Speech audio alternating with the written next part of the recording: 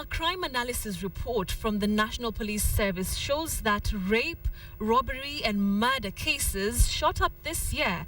The report, however, says the overall crime rate decreased by 8% compared to last year.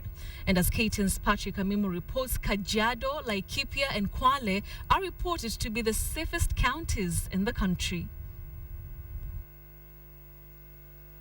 The annual crimes report of the National Police Service covering the period between January and November shows a total of 882 rape cases were recorded across the country, an increase of 22% when compared to the same period last year. The most notorious counties in rape cases were Kiambu, Nakuru, Turkana and Murang'a. 1,749 murder cases were reported in the year and were prevalent in the counties of Nairobi, Kilifi, Kiambu and Nakuru. When it comes to robbery with violence, a total of 2,490 cases were recorded. According to police records, Nairobi County led the pack, followed by Kiambu, Nakuru, Kakamega and Meru.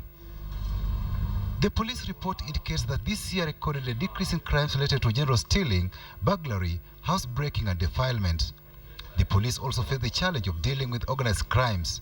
Early in the year, supporters of the Mombasa Republican Council attacked police officers and election officials.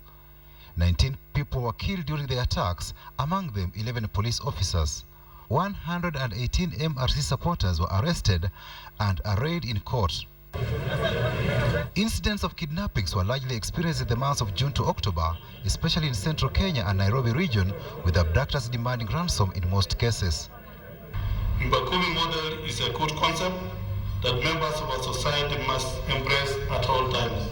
If all of us can be able to adopt in our cadet estate, in our areas where we reside, then definitely incidences of crime will be reduced drastically. The police boss noted that Al-Shabaab militia still pose a security threat in the country, as exemplified by the September terror attack at the Westgate shopping mall, where 67 people were killed. Al-Shabaab recruits have continued to launch sporadic attacks in the border towns of Garissa, Wajir, Mandera and in Mombasa and Nairobi, using either hand grenades or improvised explosive devices, as was the recent explosion in an Isli Matatu at Pangani. Every citizen must now become a detective for the purposes of this war and expose these criminals before they execute their salvage acts. The Kenya Human Rights Commission says insecurity has continued to rise across the country this year, resulting in deaths, maimings and loss of property. The Commission, which was also giving its report on crime in the country for this year, also called on the security agencies to pull up their socks. The buck stops with the President when it comes to the security and safety of our country. We want our country's safety and security back. Patrick Amimo, KTN. By the state.